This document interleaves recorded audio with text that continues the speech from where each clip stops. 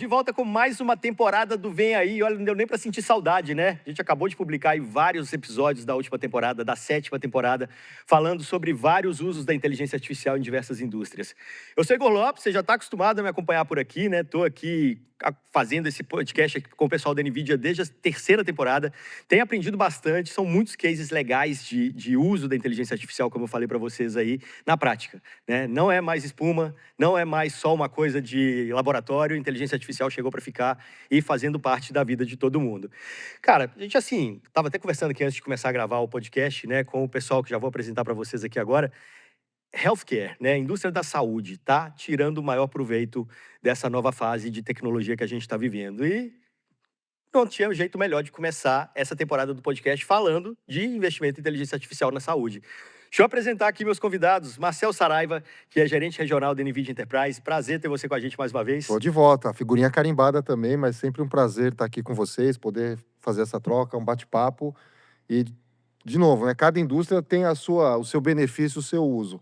A saúde, com certeza absoluta, é a que impacta todos nós. Exatamente. Então, esse tema, com certeza, vai ser bem produtivo aí, mostrar que, como você falou, não estamos mais na espuma, já caso real, coisa acontecendo, e no Brasil. Exatamente, no Brasil, esse é o No mais Brasil, importante, porque eu vou apresentar para vocês agora o Marco Antônio Gutierrez, que é CIO do Incor. Prazer ter você conosco também, Marco. Tudo bem, pessoal? Prazer estar aqui também, discutindo sobre esse tema que, para nós, na área da saúde, é super importante. E a gente já teve o Incor na temporada passada, né? Então, se você quiser acompanhar aí o episódio da Incor, a gente falou muito do Trada, que é um sensor, um aparelho que ajuda pessoas que estão sofrendo ataque cardíaco, não é isso? Me corrija. Não. Uma arritmia cardíaca. Arritmia, tá vendo? Eu não sou da saúde, sou da tecnologia. Mas pode ter uma arritmia. Posso ter uma arritmia, exatamente. O Trada tá aí para salvar a vida, né? Como já salvou a vida de milhares de várias pessoas, né? Ele ainda está no momento de teste, mas na hora que a gente escalar isso para a população como um todo, certamente isso aí é capaz de salvar milhões de vidas no mundo todo. Se quiser conhecer um pouco mais do Trada, é só pegar aqui na playlist, tem os links aqui de todos os episódios que a gente já fez de outras temporadas, então acompanha lá, mas a gente vai falar dele aqui hoje também. Bom, como a gente estava falando, né, é exemplo brasileiro, mas que tem qualidade aí global, na verdade, né, em termos de pesquisa, desenvolvimento de equipamentos e soluções aí para a saúde. Marco Antônio, conta para nós primeiro como que funciona esse laboratório aí da Incor. Bom, nós estamos inseridos dentro do Instituto do Coração e acho que eu preciso contar um pouco a história do INCOR, né? Como é que isso aconteceu. O INCOR ele foi fundado no final dos anos 70 e foi o primeiro hospital no Brasil a ter um computador. E na época teve que se importar um mini computador da HP, para controlar as operações do INCOR. Só que junto com o computador veio também um software que era parametrizado para o mercado americano. É óbvio que não funcionou, né? O nosso mercado é completamente diferente.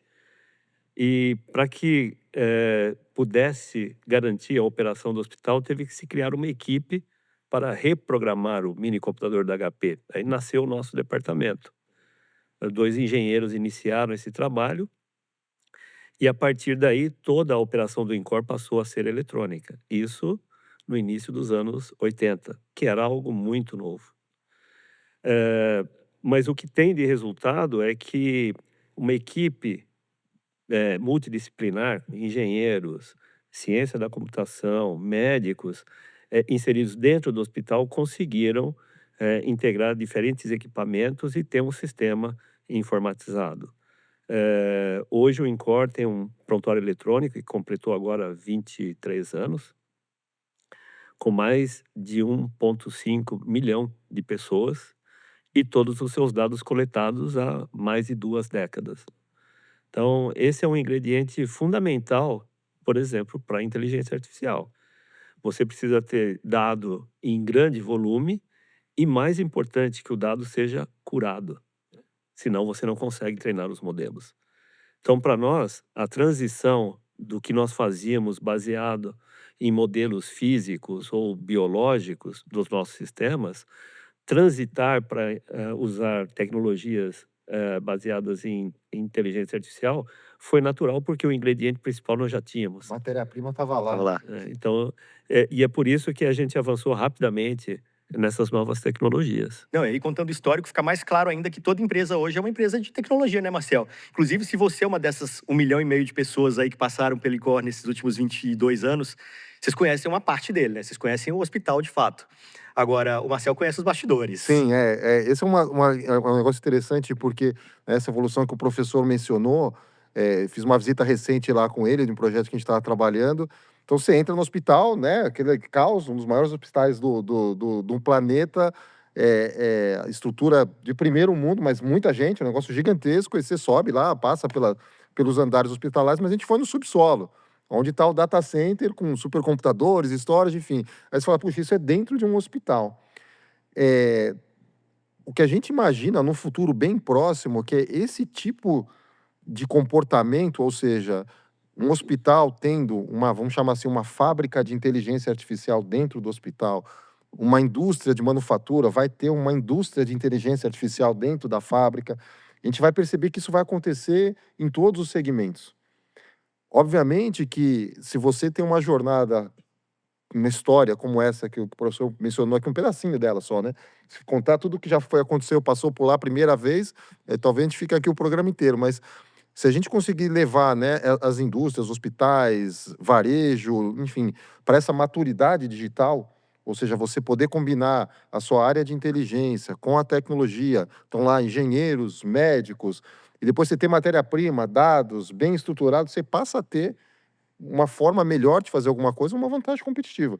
Então a gente imagina que no futuro próximo, de toda a indústria, além do foco principal do core da empresa, ela vai ter uma fábrica de inteligência artificial, ou no subsolo do hospital, ou na nuvem. Aí cada um, obviamente, vai encontrar o melhor modelo, mas vai ser um tipo de equipamento, um tipo de solução praticamente obrigatório daqui para frente. Perfeito. Vamos começar a falar dos resultados, né? O que vocês já estão conseguindo fazer com tanto dado aí? Mas antes quero trazer um número. 10 petabytes de dados, professor, é muita coisa. Sim, e crescendo. E aumentando. Eu entendo. Na realidade, quando a gente está trabalhando com esses modelos, a gente acaba gerando mais dados ainda, né? Não é só o dado bruto que você utiliza, mas você tem os subprodutos, né? E tem uma questão importante também, por que se investir em um data center, como o Marcel colocou, é que na saúde você compartilhar dados identificáveis é um problema. Hoje nós temos uma legislação no Brasil e na Europa e Estados Unidos que impede que você distribua dados identificáveis, especialmente resultados de exame.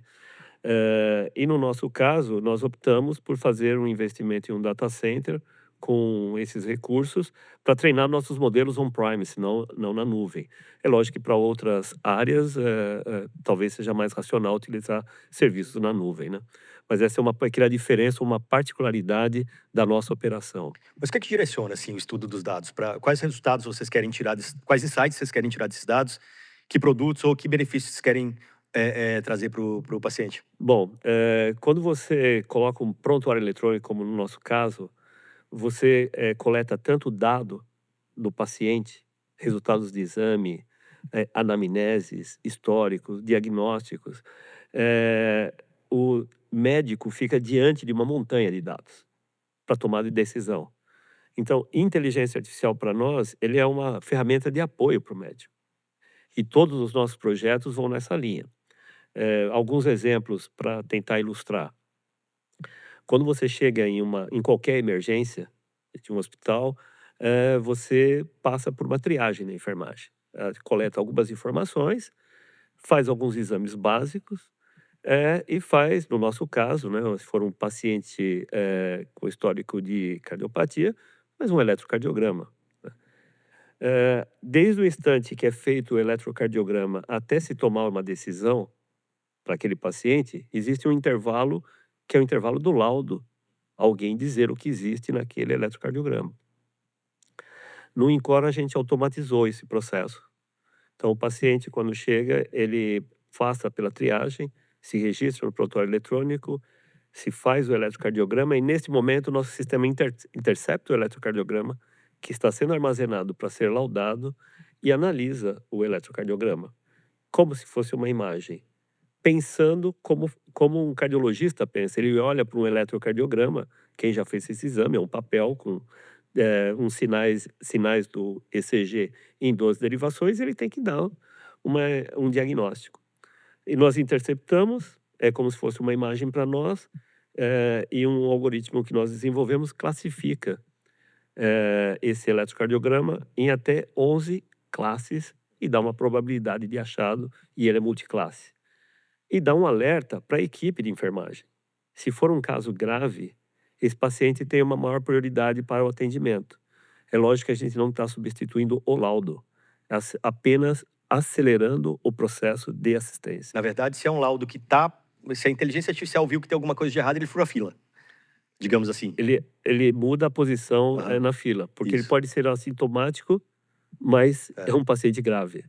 Mas hoje a gente já entra num pronto-socorro, na triagem ali você tem o verde, amarelo e o vermelho. Né? Já é uma espécie de... Sim, exatamente. Dentro da mesma ali. categoria, você vai ser a Mas você prioridade pode- da prioridade, né? Mas você pode ser um verde e tá tendo uma fibrilação Exatamente. atrial Era que isso. mata. É isso.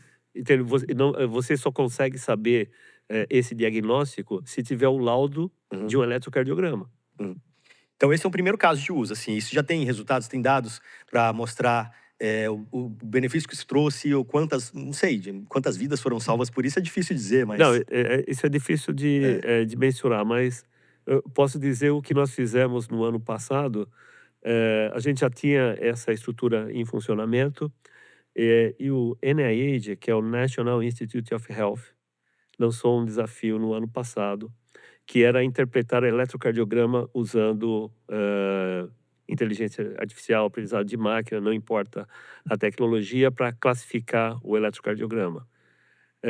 O mundo inteiro disputou e o nosso algoritmo Sim. recebeu o primeiro lugar, porque a gente tomou o cuidado de validar o nosso algoritmo utilizando dados de populações diversas.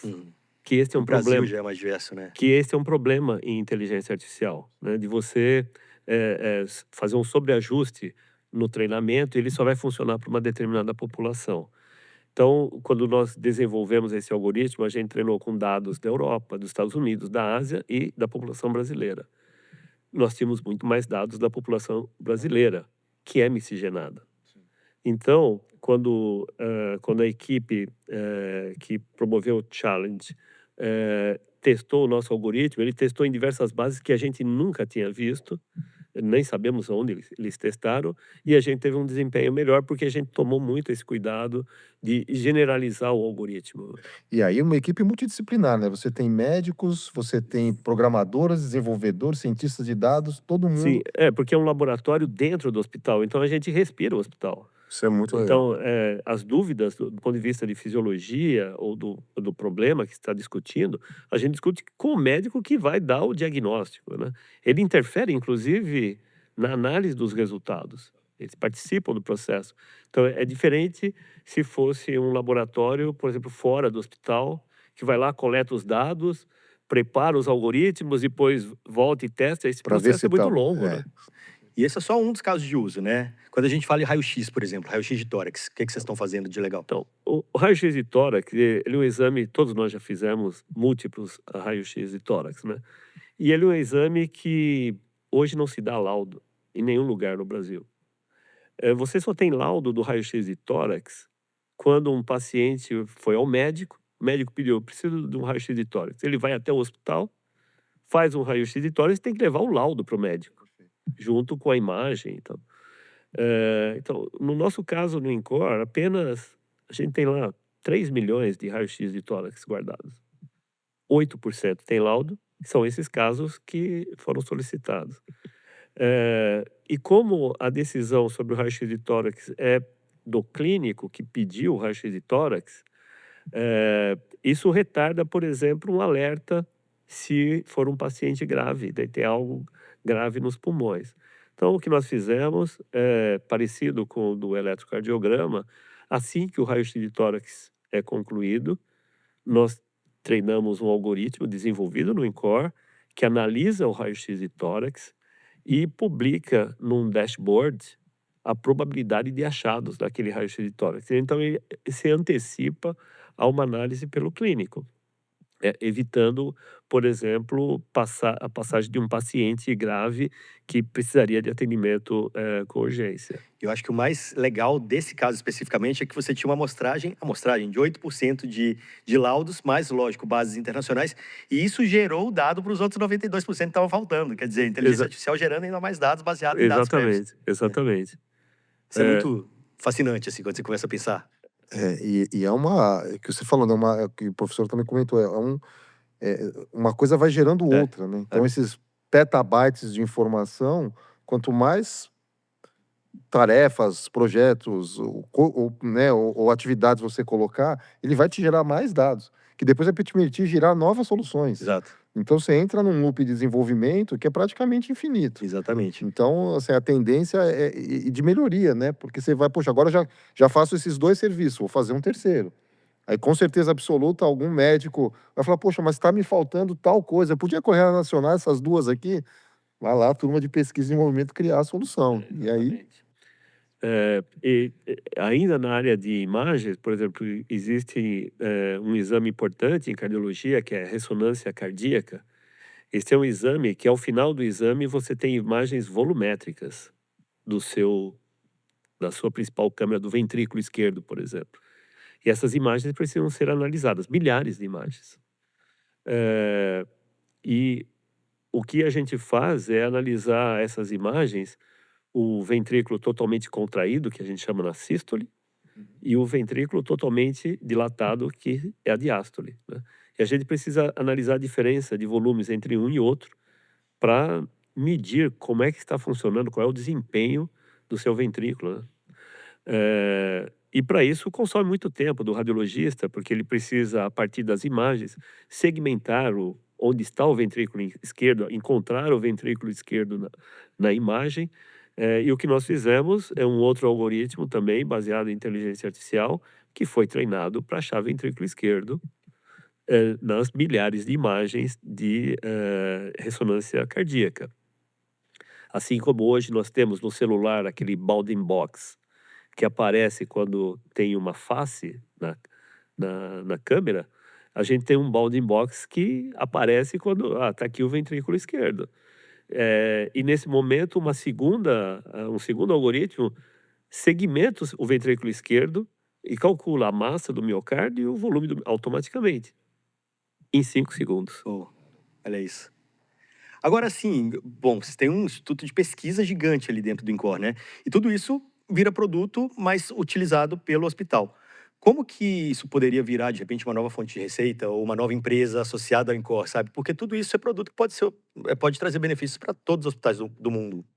Sim, o nosso foco primeiro a gente tem uma preocupação muito grande em validar clinicamente esses estudos, né? Então, todos os nossos ensaios, nós utilizamos coortes de pacientes, validamos essas coortes de pacientes para depois colocar como apoio ao diagnóstico. Então, todas essas ferramentas, como eu falei lá no início, não substitui médico, enfermeiro, é mais uma informação para tomada de decisão, né? Hoje a gente tem colaboração com várias empresas, nas quais a gente desenvolve produtos que depois essas empresas podem explorar, né? Sejam empresas da área de equipamentos médicos ou de computação que tornam aquilo um produto. Nós não somos uma fábrica, né? Mas a gente desenvolve os produtos, valida os produtos e depois coloca isso para o mercado. E a Fundação de Apoio ao INCOR, que é a Fundação Zerbini, depois ela recebe royalties, porque todos esses produtos nós registramos a propriedade intelectual, então tem uma patente por trás, e depois isso reverte em royalties para a Fundação Zerbini, que investe em novos projetos. reinveste, né? Ou seja, fica de novo. Fecha o ciclo que é o que caracteriza um instituto de pesquisa, né? Que é o caso do Trada, né? Que a gente contou aqui no podcast, que tem a parceria com a Lenovo, né? Se quiserem de novo, fazer o merchan aqui de novo, se quiser assistir, só Trouxe clicar no até link aqui. Inclusive, a gente ficou falhou, devendo, né? ficando devendo no último episódio. A gente não mostrou o Trada, e hoje o professor tá aqui com ele, ó. Esse é o famoso Trada. Como que se usa ele? Bom, esse é um vestível que é colocado no tórax do paciente, com um patch, e você tem 2 eletrodos atrás. Esses 2 eletrodos, são colocados em 2 posições, um no tórax e outro próximo ao abdômen. E ele tem a capacidade de transmitir continuamente o eletrocardiograma por Bluetooth de baixa energia. Só que esse eletrocardiograma é um sinal bruto, ele precisa ser analisado.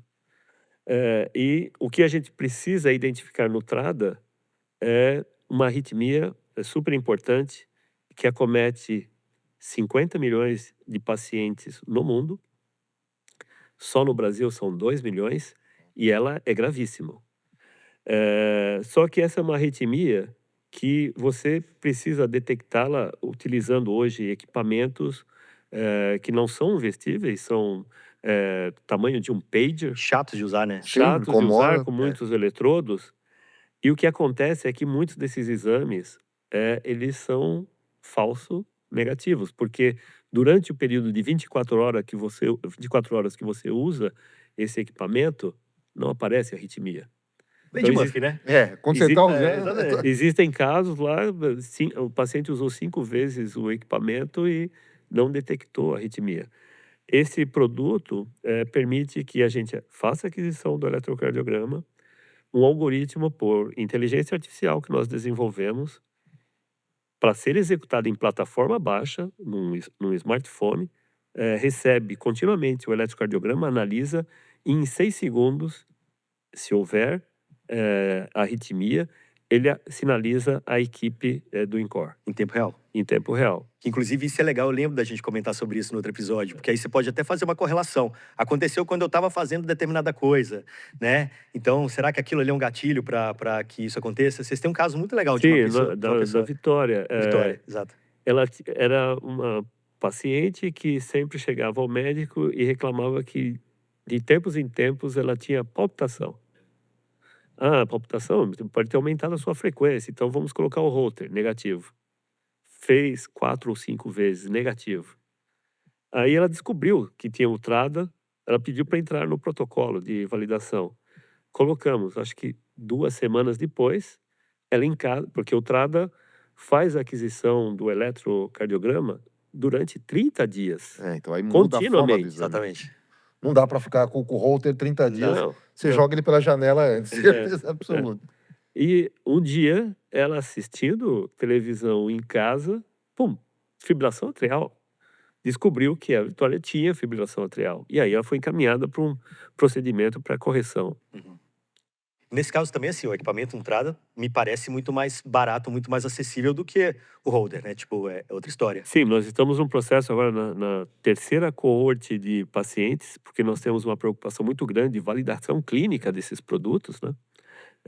Para finalização do projeto. É que é claro que a pesquisa custa muito, mas o produto em si, o hardware, eu digo... Ele é um deve ser- hardware de baixo custo, porque na realidade a gente só precisa do eletrocardiograma de uma derivação, tanto que a alimentação dele é uma bateria CR32 de baratíssima.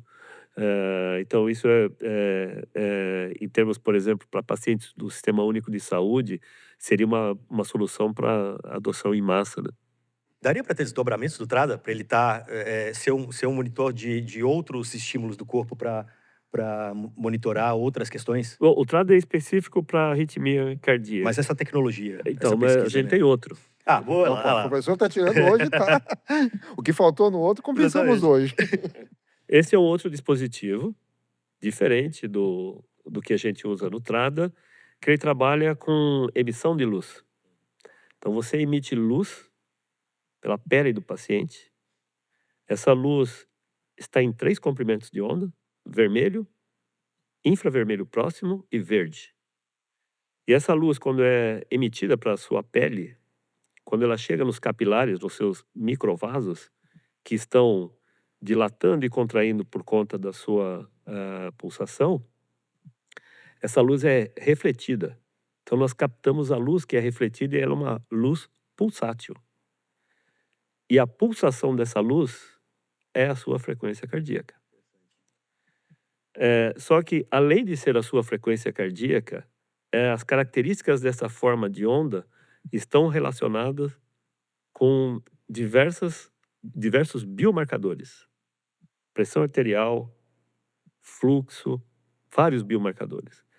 Então, esse dispositivo, o que ele faz? Ele emite a luz, capta a luz refletida, e nós temos um conjunto de algoritmos também para a plataforma baixa, que analisa essa luz refletida e extrai parâmetros como pressão arterial máxima, pressão arterial mínima, frequência cardíaca, saturação de oxigênio, entre outros, e transmite esses dados para a nuvem, para a nossa nuvem, e a gente pode fazer um acompanhamento do paciente. A diferença disto para as soluções que a gente tem, que são certificadas, é que primeiro é luz, não é o manguito inflando no seu braço. Também que é aquele Também outro exame que mede a pressão no Te meio da acorda de noite e você madrugada. bate no teto. É, bem isso, né? Porque aí, na hora que o negócio Aí pulsa dispara o ali, coração, aí muda exatamente. todo o negócio. Você não dorme à noite e E aí também você tá com um comportamento distinto, né? exatamente. Você não sabe Aham. quando você está sendo analisado, né? E esse é um dispositivo que pode ser utilizado como um bracelet ou como um patch no tórax. E também ele faz essas medidas ao longo de muitos dias, 10 dias, 15 dias. Agora imagine como anel também, né? Os Smart Rings estão em moda. Mas existem problemas, né? Ah. Porque esses dispositivos que você tem, por exemplo, no dedo ou mesmo no O relógio, pulso, né? você tem o problema do movimento. O tempo que você estiver em movimento ou a sua posição do braço em relação ao seu coração, você cria uma coluna de mercúrio e esses dados Invalida. não são válidos. É. Então, usar um patch que está na Garante. mesma posição sempre, o tempo todo, né, relativa ao seu coração, a medida é mais precisa. Legal. Cara, muitos vestíveis, né? Outro dia não, já tem um tempo. Eu fui pro SXSW e estava vendo uma palestra de uma pessoa que ele tem diabetes, e ele desenvolveu um sistema que manda insulina pro corpo dele quando ele tem um pico glicêmico. E aí, a discussão ali naquele momento era muito sobre a questão da segurança, né? Ele fez uma demonstração, falou, olha aqui, eu comi um sanduíche ontem à noite, olha o que aconteceu, e ele foi mostrou um videozinho, né, de tudo como acontecendo em tempo real, né? Ele gravando ali o fato real da vida dele do dia anterior. Mas ele estava falando muito da questão da segurança, né? Está conectado na internet e, de repente, alguém pode invadir o meu sistema e E dá um pico de dar um insulina pico de que eu não... insulina, e isso dá um problema. Como que funciona a questão da segurança nesses dispositivos? Bom, primeiro que esse dispositivo ele não fecha o looping, né? Ah, tá. Então, você não tem um comando para uma máquina para Tomar alguma ação, alguma né? coisa. Então, isso não é o caso desses dispositivos. Em termos de segurança, como nós estamos falando de pacientes ambulatoriais, ou seja, ele sai da instituição com esse dispositivo, né? Todo dado que é coletado aqui, ele é não identificável. Ele tem um código que só nós sabemos, e não tem nome do paciente, CPF do paciente transitando na nuvem. É só uma sequência de números. É que eu acho que a diferença aqui também é esse aqui, ele não executa nada, né? O caso dele, ele Exatamente, executava, é um ele tinha ciclo uma ação. fechado. Aqui o risco seria Por talvez... exemplo, você poderia ter isso numa bomba de infusão. Bomba de infusão Não. é que garante a sobrevida do paciente, é um ciclo fechado, né? Existem casos, né, de invasão, inclusive, de bomba de infusão que está conectada na rede do hospital, alguém invade a rede do hospital e tenta alterar as condições da bomba de infusão, né? Então, a segurança, em termos de sistemas de informação de um hospital hoje, é muito rígida, tão rígida quanto do sistema bancário. Bancário, né? Mas eu lembro muito de conversar aqui alguns episódios também sobre a questão da segurança do hospital, principalmente no que diz respeito a bring your own device do médico, né? Porque o médico, ele aluga a sala de cirurgia, mas ele traz alguns equipamentos dele em vários momentos. E isso é uma questão, né, dentro do universo da saúde. Sim, bom, no nosso caso, a gente tem corpo clínico próprio, né? Tá. É diferente de um hospital Tá. privado, que é corpo clínico aberto, né? Mas mesmo nos hospitais que são de corpo clínico aberto, os equipamentos eles passam por uma checagem pela área de engenharia clínica, para certificação em termos de segurança, né? Vazamento de dados, por exemplo, né? Ou vírus, né? Para a rede, que seria trágico, né? No nosso hospital, a nossa rede é totalmente apartada da internet. o sistema de informação ele não está exposto para a internet. Embora a gente utiliza barreiras de proteção, 2 redes de firewall na frente, protegendo toda a rede interna, o nosso sistema, esses devices aqui dentro do hospital não são acessíveis para quem estiver de externo. fora. A segurança cibernética, ela realmente, quanto mais a gente for trazendo tecnologia para as áreas e com vestíveis, ou mesmo em um carro, ou num robô agora na sua casa, ela vai ter um papel mais importante. Continua sendo, e aí eu acho que não sei se já fizemos alguma de cibersegurança com IA, é a única solução para Não, defender mas um Ale, ataque ó, de tá aí IA. para a próxima temporada, Já é vamos buscar necessário. então, porque não tem como você enfrentar um ataque cibernético e estar usando inteligência artificial, se do outro lado você não tiver uma proteção que também esteja utilizando inteligência artificial. Então, obviamente, existe uma preocupação grande, né, de quem vai usar, de colocar, mas quem está fazendo, quando o pessoal faz certo, né, e com essas preocupações, garante anonimização de dados, proteção da informação. Isso tem que ser o básico para a gente conseguir evoluir e ter certeza que vai. Quem estiver usando a gente como paciente, né, quando tiver, ter segurança que não está sendo exposto a nada. Porque essa área, como a nossa aqui, onde você tem muitas informações do paciente, hoje a gente tem muitas informações sobre a rede, né? Sim. Então, você identificar um perfil de ataque, hoje você precisa de ferramenta. Que é a mesma quantidade de informação que acaba Porque é passando, é impossível impossível a analisar. equipe técnica ficar olhando todas as mudanças de perfil de acesso, né? Exato. Então, agentes nessa área eles são fundamentais hoje. Não, perfeito. E, professor, uma outra coisa também, assim, que a gente não comentou é que esses vestíveis, eles resolvem um outro problema do hospital, que é a vacância. Né? Você consegue liberar o paciente. Você não precisa deixar ele ali no leito, ocupando um leito, para fazer um exame que, como você mesmo disse, pode dar um falso negativo. Né? Isso impacta bastante no orçamento de um hospital, na própria rede de Na saúde. verdade, a nossa intenção com esses vestíveis é identificar aqueles pacientes que são críticos e tem que ter um perfil de atendimento diferente, né? Então, ele pode ser um hipertenso crônico, Uhum. no qual você precisa ficar ajustando a medicação dele. E como você vai ajustar a medicação de um paciente que é um hipertenso crônico com visitas que têm um espaço de semanas? Ele vai uma semana no médico, ele está hipertenso, mede a pressão, afere a pressão dele no consultório, o médico ajusta a medicação, ele vai para casa, volta dali algumas semanas, passa na consulta, faz a aferição da pressão novamente, muda o medicamento até fazer o ajuste. E se eu tivesse esses dados a cada 15 minutos? Será que não conseguiria confiáveis, né? Dados que sejam confiáveis. Será que não poderia fazer uma consulta junto ao médico? Esse paciente vai para casa, ele está sendo monitorado e a gente observa como é que é o perfil de variação de pressão dele em mundo real. Porque só o fato de você ir num hospital, numa consulta médica, você tem o que a gente chama de pressão do jaleco branco. Ah, o meu pai já estaria disparado o coração. Aquele ali não Então, gosta de hospital de jeito nenhum. certamente tem que levar isso em Aham. consideração, né? Agora, se você tiver um dispositivo, você não sabe o horário, o instante que ele está fazendo a medida, você está em mundo real, né? Eles Talvez até esquece que você está É. com o dispositivo, você nem Sim. então isso não só ganha eficiência no sistema de saúde, mas antecipa, né? Por exemplo, pacientes que são muito graves, são, por exemplo, pacientes hipertensos resistivos, né? A medicação não consegue controlar, né? Uhum. Mas poderia ter esse outro uso também, assim, dependendo da pesquisa, eu poderia, de repente, liberar leites de pessoas que estão ali só em observação. Também. Então, depende, isso eu acho que depende bastante. Por exemplo, em geral, aqueles monitores multiparamétricos que você vê em hospitais, eles são utilizados nas UTIs Tá. e não nas enfermarias. Nenhum hospital, nem os hospitais de grande porte, tem, a menos que o paciente seja muito específico, ele precisa de monitoramento contínuo numa enfermaria.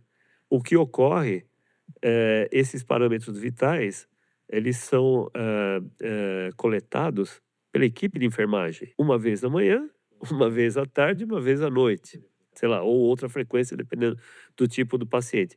De novo, é o mesmo problema, são intervalos que você poderia estar preenchendo com medidas contínuas com esse dispositivo, né? E aferidas, inclusive pela enfermagem, uma vez pela manhã, uma vez à tarde. Então, pode mudar, inclusive, a A rotina. forma de trabalhar, a rotina Exato. de trabalho, né? Perfeito. Inclusive, quando a gente estava falando, voltando um pouco na questão dos laudos, tem um outro efeito colateral, um bom efeito colateral aí, né, também, professor, que você estava explicando que o médico que faz o laudo hoje, ele está sofrendo burnout. É muito trabalho, é muita fila de laudo para analisar. Como que uma solução como essa pode trazer benefício para a saúde nesse sentido também? Porque hoje, você indo numa consulta médica, você vai sair com um pedido de exame, né? Hoje, dificilmente Raramente um clínico não vai tomar uma decisão sem pedir alguns exames. Então, há muita solicitação de exame. E o que acontece, principalmente na área de imagem, é o burnout do médico que é responsável por dar laudos de imagem. É muito exame para dar laudo, né? E esse burnout também ele acontece porque boa parte desses exames são normais. Então você tem uma pilha de exames, né? Normal, normal, normal, aí aparece algum caso. Então, se você tiver um agente de IA que ordena essa pilha, já pré-analisa e coloca em primeiro lugar os exames que ele acha que são problemáticos, para você laudar primeiro e deixando os normais para trás, né? Isso otimiza o tempo do radiologista, né? E garante mais assertividade também, porque ela pode mostrar, ó, esse laudo aqui não está batendo com a minha inteligência artificial, double check. Existem outros sistemas que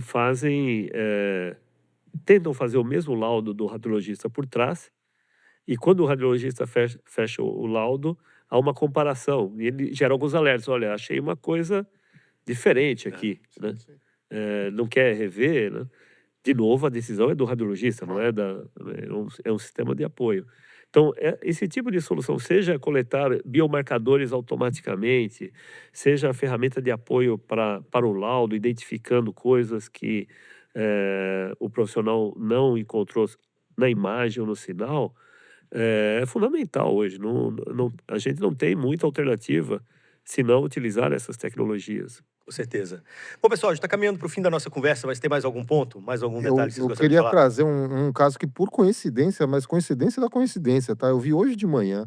Antes de vir pra cá, eu estava numa outra.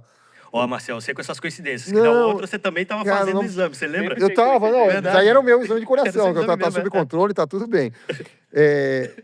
Né, se a gente pegar essa evolução da inteligência artificial, o primeiro contato da NVIDIA com essa história é 2012. Tá? Os caras fizeram um algoritmo lá que identificava gato, cachorro, aquela coisa básica lá que a gente já sabe. A primeira etapa, né, e uso da IA, ela passa por análise de sensoriamento, ou seja, eu tenho uma foto, uma imagem, uma informação, um gráfico, e você ensina a inteligência artificial a tomar uma decisão, a aprender sobre alguma coisa. A segunda etapa que a gente viveu há 2 anos e meio atrás foi a onda da IA generativa, né? Foi a segunda, agora veio a segunda onda e já faz 2 anos e meio que isso é hype, então a gente continua nessa, né? Então a IA generativa trouxe um impacto, um salto muito grande aí na aplicação de dezenas de soluções, enfim, expandiu enormemente o mercado de IA. Agora, em 2025, a gente está vivendo a terceira onda, que é dos agentes de IA. A quarta onda, que está numa área ainda de pesquisa, de inovação, é o que a gente chama de Physics AI. Eu colocar física dentro da inteligência artificial. As leis da física. E o nosso corpo respeita uma série de leis de física. Hoje de manhã eu vi uma apresentação de uma empresa que ela está fazendo simulação de fluidos, que é muito usado para testar a aerodinâmica de carro, para testar, né, o túnel de vento, e o pessoal já está conseguindo colocar a inteligência artificial nessas leis de física para simular os fluidos. Então, os caras mostrando o carro lá e tal. No meio da apresentação, o cara fala assim, mas olha que coisa bacana. Ele conectou um modelo de inteligência artificial generativo e pediu para gerar um coração. E aí o cara já deu um promptzinho, falou assim, pô, gera um coração para mim, então aparece o coração na tela. E aí ele começa a simular fluido no coração e o comportamento físico. E ele mostra lá, fala assim, ó, dá alguns erros ainda, porque ainda falta alguma coisinha, mas está muito perto da gente ter daqui a pouco o Digital Twin, De coração. com Physics AI, junta esses elementos, assim, a gente começa a ver coisas que parecia que estava distante de acontecer, coisas que fala assim, "Ih, isso vai demorar, ou isso é ficção científica." O pessoal fala, não, imagina, isso nunca vai acontecer. Cara, e hoje eu vi um coração sendo gerado por IA generativa e o cara começando a simular situações de física, coisa física mesmo, o cara tá colocando equação física no negócio e movimentando ventrículos, as coisas, e assim, você fica, fala, cara, isso aí na mão de... O cara provavelmente é engenheiro mecânico ali que estava fazendo a demonstração. Se a gente colocar isso desse lado da isso aí. mesa, puxa, eu acho que as possibilidades, de novo, passam a ser... Acho que a cabeça explode, né, professor? Fica maluco, cara. Sim, mas a gente tem problemas ainda Mais fáceis para resolver, não? não, do cotidiano que precisam de solução. Por exemplo, no nosso caso lá, de novo a história do prontuário eletrônico, imagine um paciente que está em atendimento no hospital há uma década, com passagens em ambulatório, internações. Um dia esse paciente fica grave e chega na emergência do INCOR. O médico da emergência do INCOR não é o médico dele. Claro. Ele tem 10 anos de prontuário eletrônico para olhar. Então, esse é o último projeto que a gente está envolvido. É um agente que olha, nesse momento, para o prontuário eletrônico e faz um sumário daquele paciente. O projeto chama-se Patient Snapshot. Tirou um instantâneo do paciente. Então, por que esse paciente é um paciente do INCOR? O que foi de relevante realizado nesse paciente ao longo da jornada dele no INCOR? Isso para ajudar o médico a tomar decisão numa situação grave, né? É lógico que o médico vai poder olhar todo o prontuário eletrônico do paciente, ver os detalhes, mas Pô, mas é um histórico muito grande, né? esse histórico, né, e colocar o que é relevante, isso não é uma tarefa simples.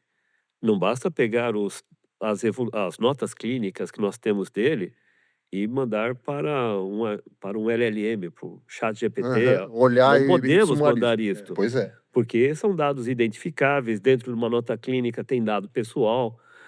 Então isso é complicado. Por isso que a gente está treinando um LLM dentro do INCOR, no on-premise, com o domínio do INCOR. Então esse LLM Esse é conhece especialista, ele conhece o ambiente onde ele está conhece envolvido. o ambiente, conhece os pacientes.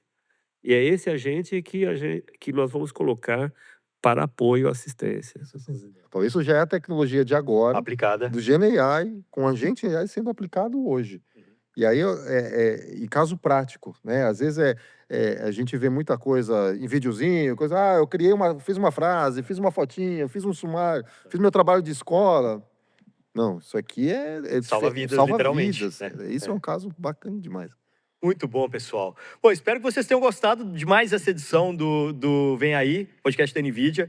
Pô, agradeço demais a presença de vocês. Antes disso, se quiser conectar com o pessoal, a gente está deixando o link do LinkedIn dos dois aqui. De repente tem mais, né, mais assuntos, perguntas que de repente ficaram sem responder. Entre em contato com os dois aqui no LinkedIn. Eu sempre descubro quando um episódio foi ao ar. Porque o pessoal te Parece chama um lá. monte de conexão legal. legal. E fala, pô, eu vi o episódio, eu queria saber mais. Realmente, vale a pena. Que bacana. Mesmo. Então aproveita esse contato aí, ó. 2 especialistas em inteligência artificial e tecnologia aí à disposição de vocês. Agradeço muito a presença aqui do Marcel Saraiva, que é gerente regional da NVIDIA Enterprise, e do Marco Antônio Gutierrez, CIO do INCOR. Prazer ter vocês conosco mais uma vez, pessoal. E a gente te espera no próximo episódio do Vem Aí. Até mais.